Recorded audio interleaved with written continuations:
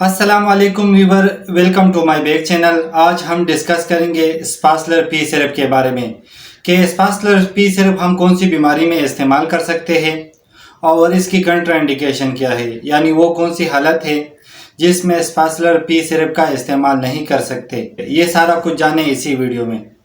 सबसे पहले बात करेंगे स्पासलर पी के अंदर कौन सा फार्मूला पाया जाता है।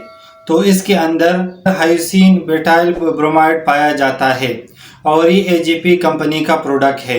स्पासलर पी सिरप दर्द को ख़त्म करने के लिए इस्तेमाल किया जाता है और छोटे बच्चों में इसका इस्तेमाल ज़्यादा होती है। अगर छोटे बच्चों के पेट में दर्द हो तो ऐसी कंडीशन में आप स्पासलर पी सिरप का इस्तेमाल कर सकते हैं। और इसके अलावा इरिटेशन ऑफ बाउल की वजह से पेन हो तो ऐसी कंडीशन में भी आप स्पासलर पी सिरप का इस्तेमाल कर सकते हैं। और इसके अलावा मैदे में दर्द हो तो ऐसी कंडीशन में भी आप स्पासलर पी सिरप का इस्तेमाल कर सकते हैं। और इसके अलावा पेट में मरोड़ भी हो सकता है या डायरिया की वजह से बहुत ज़्यादा पेट में दर्द हो सकता है, तो ऐसी कंडीशन में आप स्पासलर पी सिरप का इस्तेमाल कर सकते हैं। और इसके अलावा अगर मसानी में दर्द हो तो ऐसी कंडीशन में भी आप स्पासलर पी सिरप का इस्तेमाल करवाया जाता है। और इसके अलावा पेनक्राइटिस यानी पित्ते में दर्द हो या बदहज़मी हो तो ऐसी कंडीशन में भी आप स्पासलर पी सिरप का इस्तेमाल कर सकते हैं।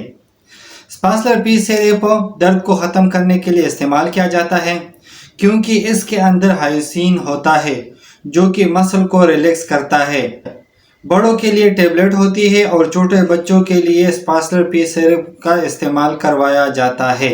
अब बात करेंगे डोसेज यानी तरीका इस्तेमाल। स्पासलर पी सिरप 6 साल के बड़े उम्र के वाले बच्चे के लिए 1 या 2 चम्मच रोज़ाना के हिसाब से इस्तेमाल कर सकते हैं, लेकिन बेहतर यह है कि डॉक्टर के मशवरे के मुताबिक इस्तेमाल करें।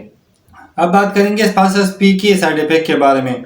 तो कुछ कॉमन साइड इफ़ेक्ट हो सकता है जैसा कि नोज़िया, वोमिटिंग और स्टमक अपसेट हो सकता है और इसके अलावा हेडेक हो सकता है। अब बात करेंगे कंट्राइंडिकेशन यानी वो कौन सी हालत है जिसमें स्पासलर पी सिरप का इस्तेमाल नहीं कर सकते। तो ऐसे मरीज जिनको मैदे के अंदर जख्म हो तो ऐसी कंडीशन में स्पासलर पी सिरप का इस्तेमाल नहीं करवाना चाहिए। और इसके अलावा अगर लीवर की कोई बीमारी हो तो ऐसी कंडीशन में भी आप स्पासलर पी सिरप का इस्तेमाल नहीं करना चाहिए।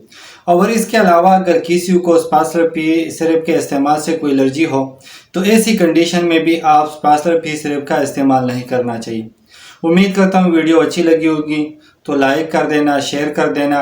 अगर कोई सवाल हो तो कमेंट्स कर देना और अगर चैनल पे न्यू हो तो सब्सक्राइब कर देना।